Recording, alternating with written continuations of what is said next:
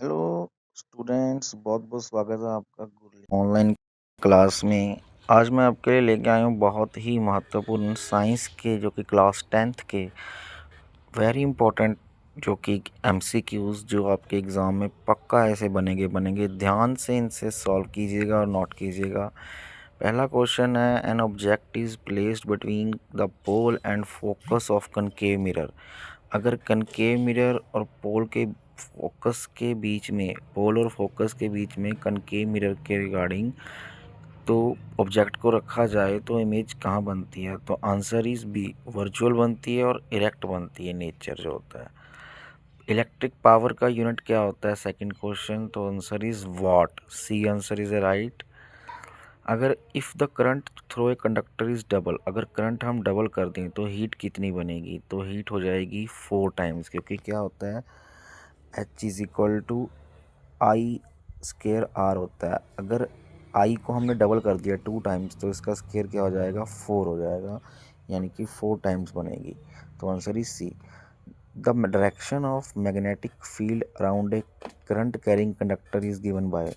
अगर किसी मतलब कि सपोज करो ये करंट कैरिंग कंडक्टर है, इसमें अगर करंट पास हो रहा है तो मैग्नेटिक फील्ड की डायरेक्शन किस लॉ से आएगी? तो वो आएगी right hand thumb rule.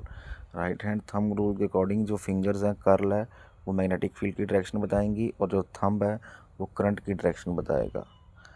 Blue colour होता है जो स्काई का, वो किसके कारण होता है? Fifth question, the blue colour of sky is due to, तो वो होता है री स्कैटरिंग के कारण, क्योंकि जो अपने को जो छोटे छोटे पार्टिकल्स होते हैं वो ब्लू लाइट पहले एब्जॉर्ब करते हैं, फिर सारी तरफ क्या कर देते हैं? स्कैटर कर देते हैं।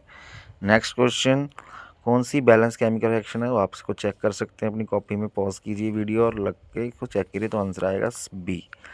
वो substance which gives H positive ions in aqua solution उसे कहते हैं acid. Washing soda is chemically, washing soda क्या है केमिकली? तो उसे कहते हैं सोडियम कार्बोनेट डेकाहाइड्रेट। इसमें 10 मॉलिक्यूल होते हैं वाटर के, ठीक है, sodium carbonate decahydrate. The most reactive metal सबसे ज़्यादा रिएक्टिव मेटल कौन सी है? तो इसमें sodium. Sodium is a most reactive metal among the following. Function group क्या होता है इथेनोइक एसिड का? COOH, यानी कि B is the right answer. 11th question, the process of gaining oxygen, oxygen को गेन करने को क्या कहते हैं? तो उसे कहते हैं ऑक्सीडेशन। लूज़ करने को क्या कहेंगे आप? उसे कहेंगे रिडक्शन। फिर 12th क्वेश्चन, होमोलोगस सीरीज में क्या सेम होता है? वेरी इंपॉर्टेंट क्वेश्चन है, तो इसमें केमिकल प्रॉपर्टी सेम होती हैं। 13th question, the site of aerobic respiration, human cell में एरोबिक रेस्पिरेशन कहाँ होती है? तो ह्यूमन के सेल्स में जो एरोबिक रेस्पिरेशन है वो माइटोकॉन्ड्रिया में होती है। किस में होती है? माइटोकॉन्ड्रिया में। 14th question, enzyme present in saliva, जो हमारे सलाइवा होता है तो उसमें कौन सा एंजाइम प्रेजेंट होता है? तो वो होता है amylase. Functional unit of kidney का फंक्शनल यूनिट क्या है? तो उसका यूनिट है नेफ्रॉन। ह्यूमन जो गैमेट्स होते हैं वो किससे बनते हैं? वो बनते हैं बाइनरी मियोसिस से। ह्यूमन गैमेट्स बनते हैं मियोसिस से। The hormone that regulates blood sugar level, जो शुगर लेवल को रेगुलेट करती है, उस हार्मोन का नाम क्या है? उसका नाम है insulin. The genotype of heterozygous tall plant, जो हेट्रोजाइस प्लांट है उसका जीनोटाइप क्या होगा? उसका होगा कैपिटल T स्मॉल t, यानी कि C answer. Energy transfer from one trophic level to next is about, कितनी होती है? तो वो होती है अबाउट 10%। ठीक है, आई होप आपको ये क्लियर होंगे।